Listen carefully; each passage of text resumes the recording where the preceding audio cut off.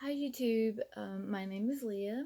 Welcome to my channel. This is my first video and I'm not quite sure what direction overall my channel will take, but I thought that I would make my first video on what it's like to lose a parent at a relatively young age.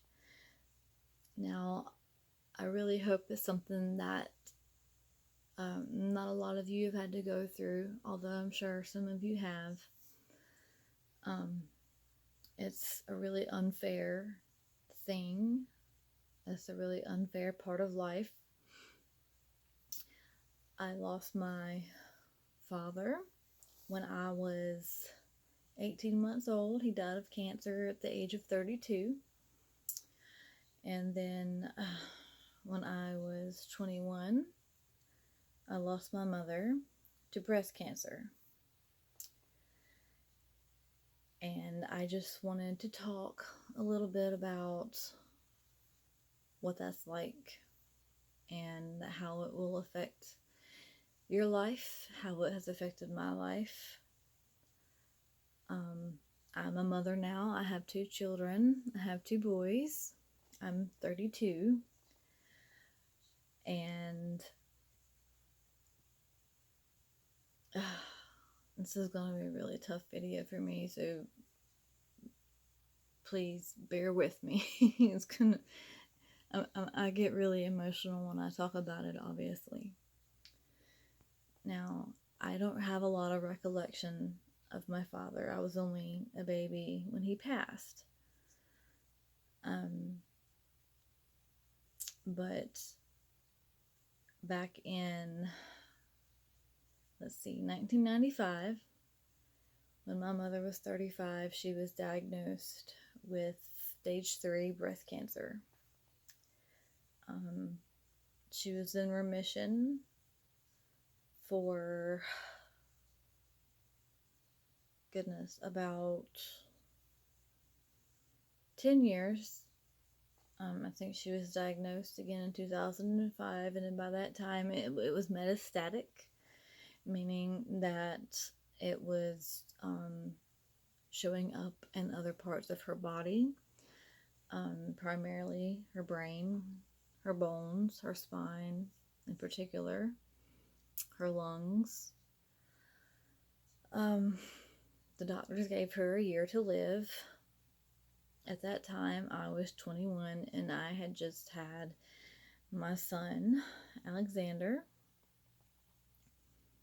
in 2007. This, it was a couple years later after she was diagnosed. And after I had my son, she lasted exactly 1 year and 8 days after he was born. So she got to celebrate his first birthday, and 8 days later, she passed away.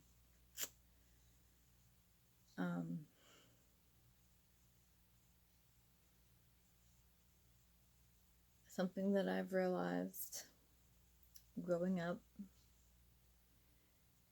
without her now, and knowing how much I need her now that I'm a mother, that's something that has really hit me hard. Knowing, what a wonderful grandmother she would have been to both my boys. I was pregnant with my second son. Actually, when she passed away, my boys were only 17 months apart. And I made the conscious decision not to tell her on her deathbed. Right when I found out, basically, that I was pregnant, I decided not to tell her because I didn't want her at that point to feel like she had to hang on any longer. She was fighting hard enough as it is. She fought very, very hard to hang on. And by that time, she was suffering a great deal, and all of her loved ones, all of my family, we were telling her it's okay to let go. It's okay to let go now. So, I didn't want to give her anything else to hold on to that would increase her suffering. That was my decision. Somehow, I thought she knew. I just felt that she knew I was pregnant anyway. But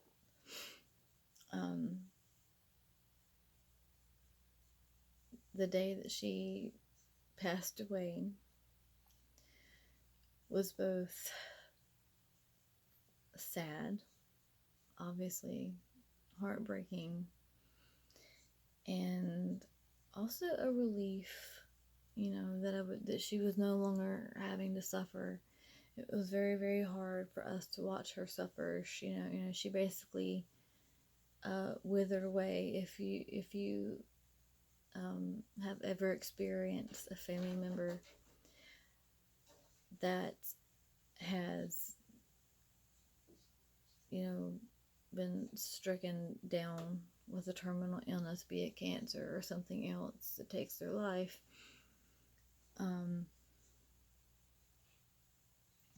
it's really hard to watch.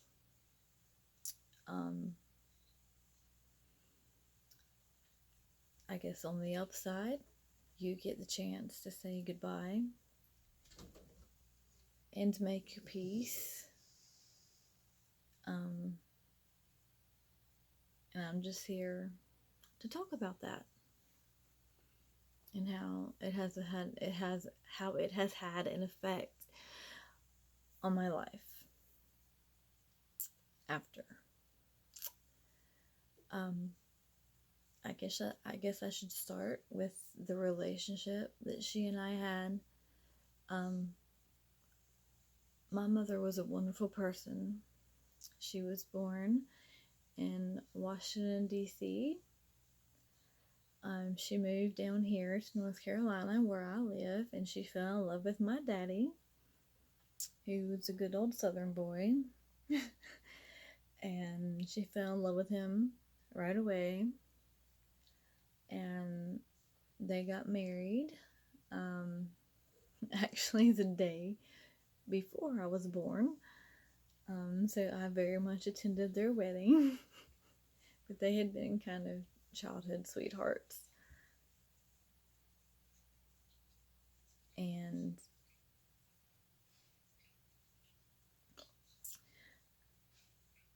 honestly, I think that they were soulmates. She eventually did remarry, but my stepfather was extremely abusive, and that's a whole nother story. But I always felt like my father was her true soulmate. And back in 1988, I believe, when I was 18 months old, he was diagnosed at the age of 32 with cancer. And she was 27 at the time. And, obviously taking care of me and taking care of my father. And I think she always held out hope that he would get better. But he didn't, obviously. And he died after a fairly short battle with the cancer. It was very intense, but it was short. And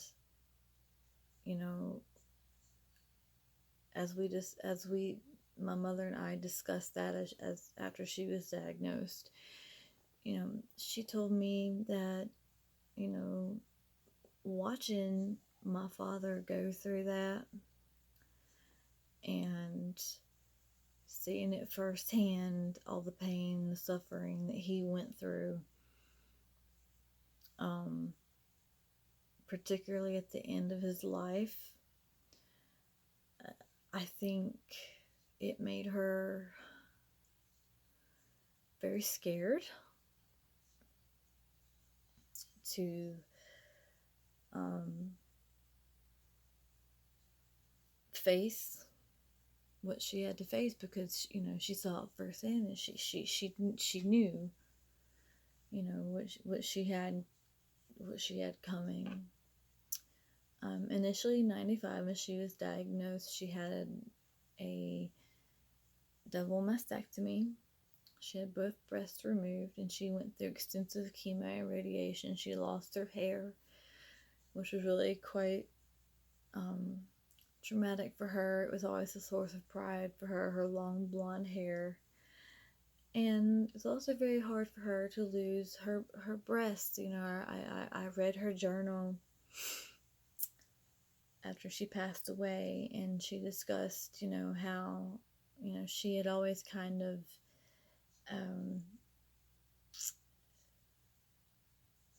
defined herself as a woman, with having breasts. That's just a part of being a female, and to lose that,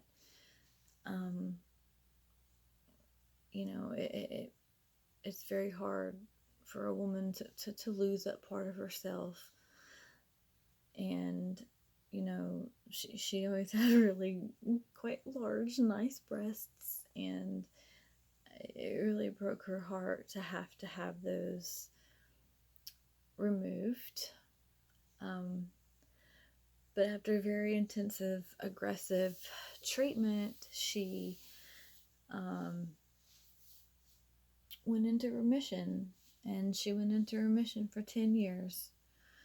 And in around 2005, she was re-diagnosed metastatic, meaning, it got into her bones, primarily her spine, her ribs, and then ultimately into her brain. And they gave her, around a year to live. And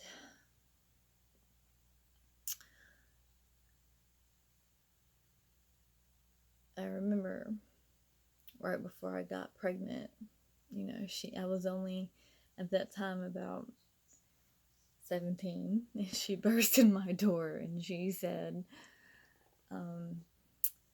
April, you're old enough to have a baby, and I want a grandson or a grandchild, before I pass away. And I was having none of it. I wanted to be a film student. I was very opposed to the idea. I grew up with 4 brothers, and just kids were not on my agenda at the time. I was wanting to go to film school in New Zealand, and was well on my way to going to Auckland University to pursue that. And just, I was like, out of the question. Well, a few months later, I got back in touch with my childhood sweetheart, and we started dating again, and very quickly I became pregnant. It was not very much on purpose. Maybe subconsciously it was. Maybe subconsciously I really did want to give her that grandchild. And when I told her that I was pregnant, I thought she was going to be very mad at me, because I was only 20 years old, barely. And she was very, very excited. She got used to the idea very, very quickly. And for the next few months, while I was pregnant, we spent a lot of time together that I am very fortunate to have had with her.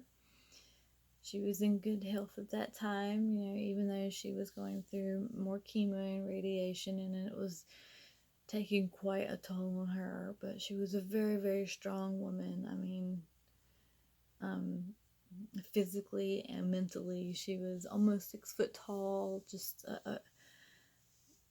a tall, broad woman, and just determined to fight this. Determined, I think she felt that this grandson would um, uh, help her fight harder, and it did for a while. It really did. And in 2007, September, I gave birth to a healthy 9-pound boy named Alexander, and he became my mother's whole entire world. She was just the most amazing grandmother you could ever imagine. She worshipped the ground that he crawled on. She barely let me hold my own child half the time. She wanted to spend every minute she could with him, and I didn't begrudge her that because, you know, I knew that ultimately she didn't have very long. I just sensed it. And then she got some news after a scan that it had spread even more into her lungs and even more into her bones. And they told her that she had less than a year for sure. And I remember when she told me, I just, you know, I stayed strong for her. And I told her, maybe they're wrong, and I stayed strong for her and hopeful, to her face. And then I ran outside to my baby's father, and I just collapsed in his arms, and I said, my mother's dying. She, uh, she doesn't have very long. Well, eventually, she got moved into a wonderful hospice care, and those people were extremely beautiful people. They were so kind, and it takes a very special kind of people to provide end of life care for patients on their way out, not only for the patients but for the families. And she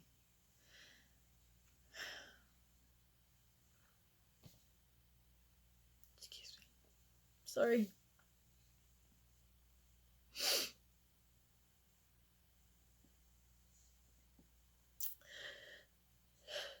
It was my son's first birthday on September the 20th, and we'd had a little party for him at my apartment.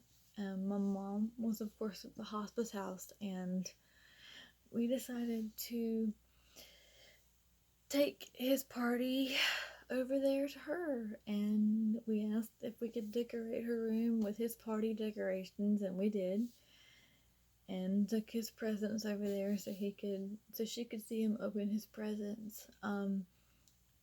It was the very last day that she was conscious and coherent, and she was able to help him open his gifts, and she was able to hold him one last time. And before we left, she picked him up and she pinched his little cheeks, and she said, "You've got your mommy's chipmunk cheeks." She looked just like that when she was a baby. Those were the last words she ever said. They were about my son.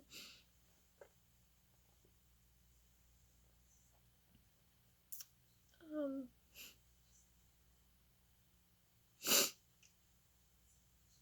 it was almost like instantly after that she laid down and she never said another word.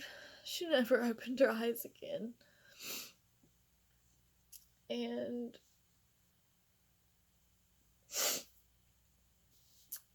after about a week, she started to get worse and worse. She wasn't eating at all. Obviously, when they're in hospice, they don't give them any kind of treatments. They just give them, medicines to help them be comfortable. And my mother, of course, had a DNR, did not resuscitate. She didn't want to be held on machines or anything like that, and I respected that. We all did. And uh,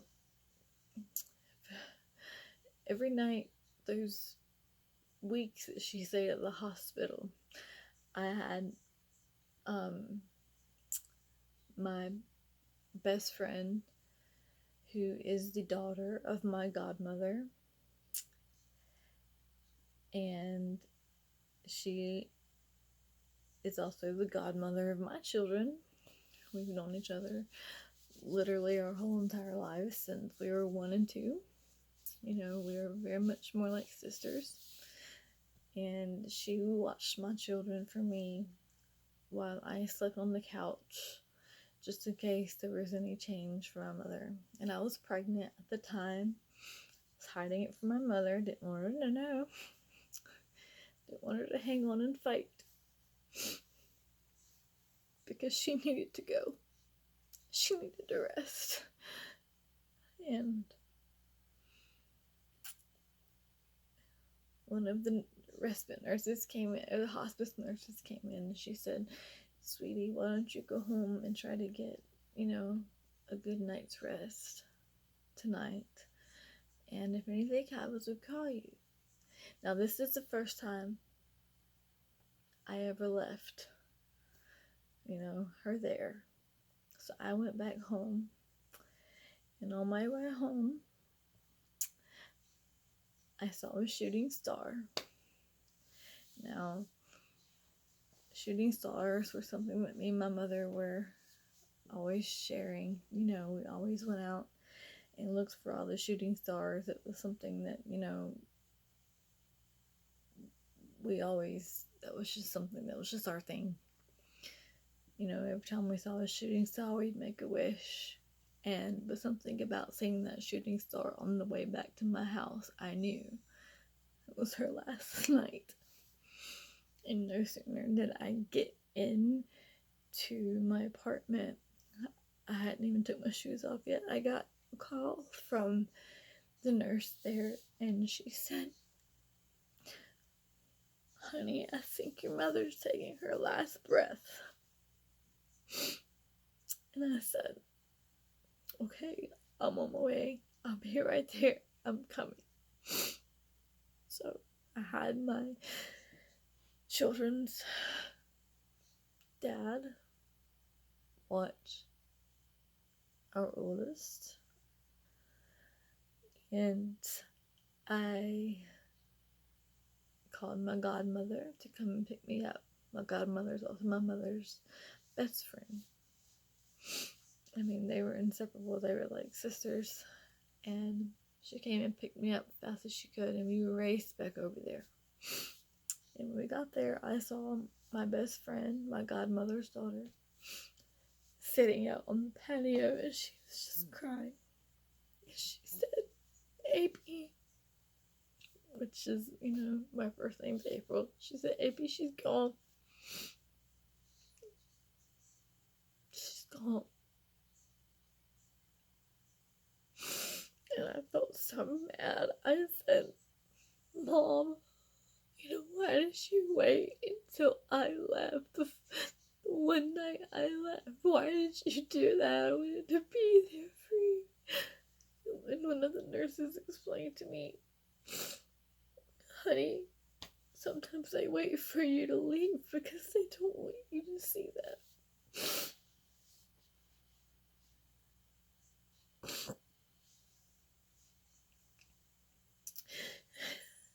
And as hard as that was for me to accept, I went into the room with her and saw her. Excuse me. And the nurse said, if it makes you feel any better, this isn't. She went more peacefully than anyone I'd ever seen. She literally just took a soft breath, and that was it. She was gone. And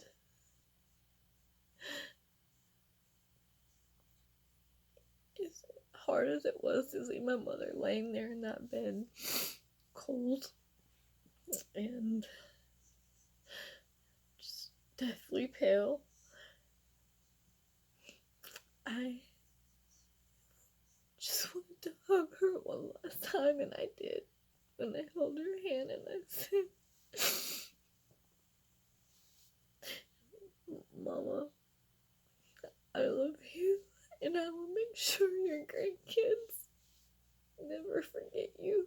I will tell them everything wonderful about you.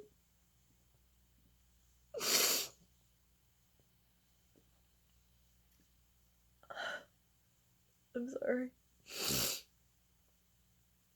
I told you I would do this. um, so she lasted exactly 8 days after my son's first birthday, and I really truly think that that's what she was waiting on. And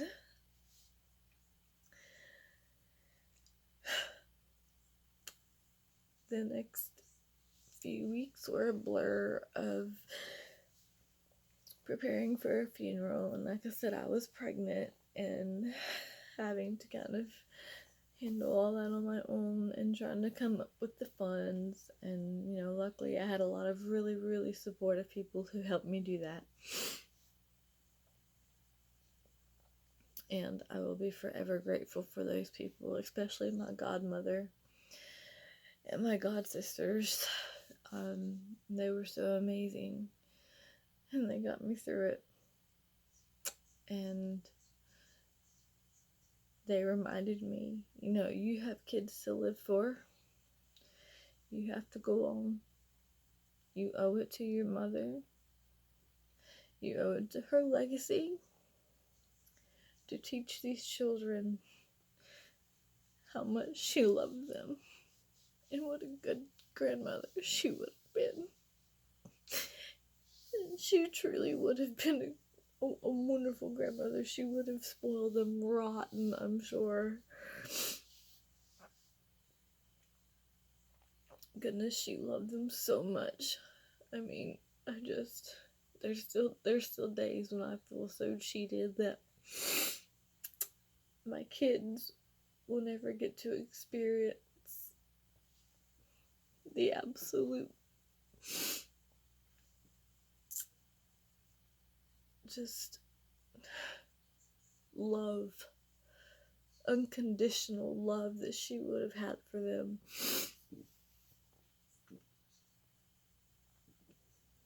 And we buried her ashes. She was cremated. We buried her ashes beside my father's grave. And we kept a few of the ashes for ourselves. One for me, one container for me, and one container for my little brother, who, the poor thing, was only 13 at the time. And he tried to keep a stoic appearance, but he was just a 13-year-old kid about to start his first year of high school without his mother. And I know it had to have been daunting for him, but he was so brave, and I'm so proud of him. To this day, he's gone on to go to Appalachian State, and I truly believe he'll make something of himself. And he looks so much like my mother. I look like my daddy, but he looks just like his mother.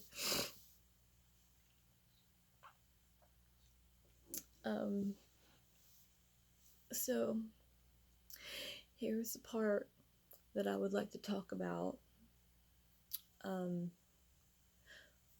What it's like to grow older without your parents. A parent, maybe both your parents, or the people that raised you. Some people were raised by their grandparents, and that's the only parents they know. There's all kinds of different family dynamics out there, obviously.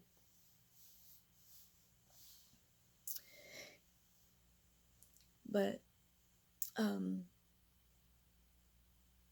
would like to just talk about how it affected me first. I, unfortunately,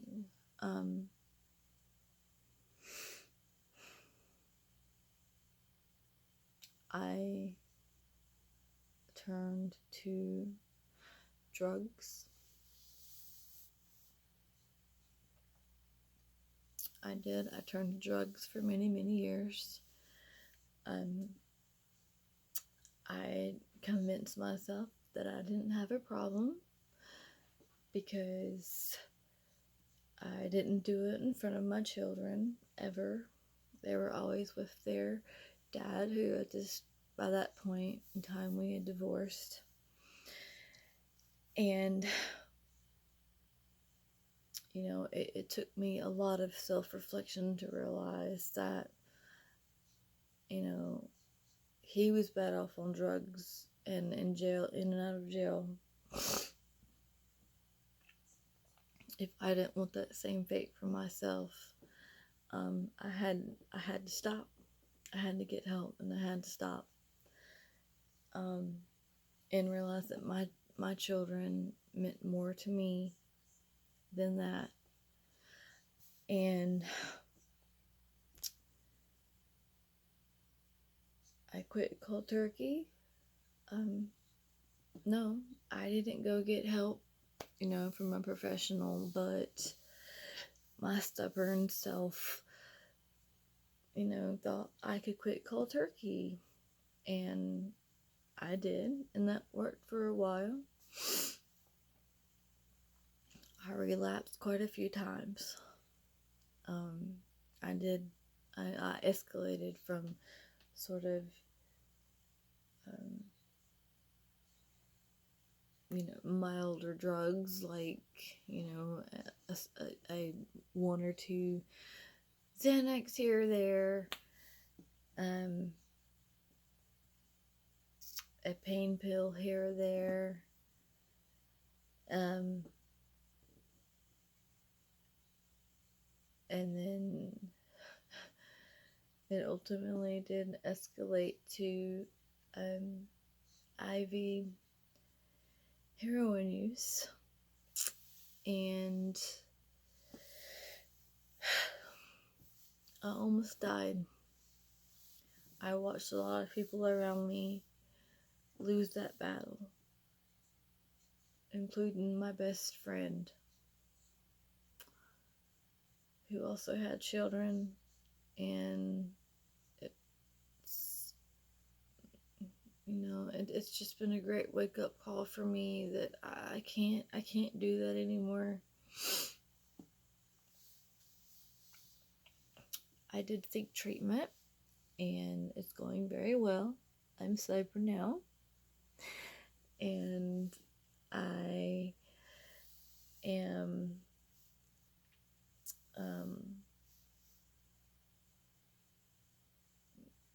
enjoying,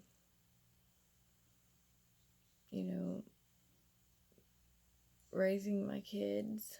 They're now in the 4th and 5th grade, Um, and don't get me wrong, they were a handful, and they stressed me out, and um, but it's good, it's better than feeling numb, and I welcome the stress and the anxiety of being a parent, because to me that is what life is about.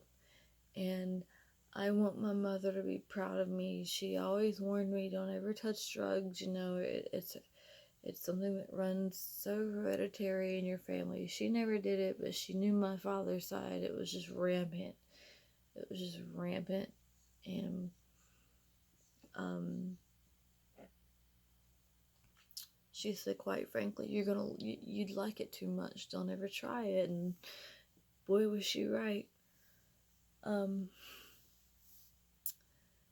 so, um, you know, I guess my point is that, even if you are depressed, and you have the right to be, it's part of the grieving process to be depressed and to be angry. Um, please talk to someone. If you need to talk to me, I will leave plenty of ways to get a hold of me. I will gladly talk to anyone um, of any faith, um, any background. I do not judge anyone for any reason, sexual orientation, um, gender identity, any way you define yourself, any way that you um, express yourself. Please don't be afraid to reach out to me. I will be your shoulder to cry on um, gladly, and I can do what I can. Obviously, I'm not a licensed therapist, but I will also include some resources for you um, to get help um, if you've experienced any kind of loss, and be it friend, um, be it relative, someone not close to you that affected you, someone extremely close that affected you, a parent, a close family member. Um, I plan to make many more videos. I mean, not quite so depressing. I don't really know where this channel is going, but I felt this one was an important one to make because it's been weighing on my mind a lot lately, and I have encountered many people who have struggled with this as I do, and I just want people to know that they're not alone. If anything, I'm here, and I will not judge you. I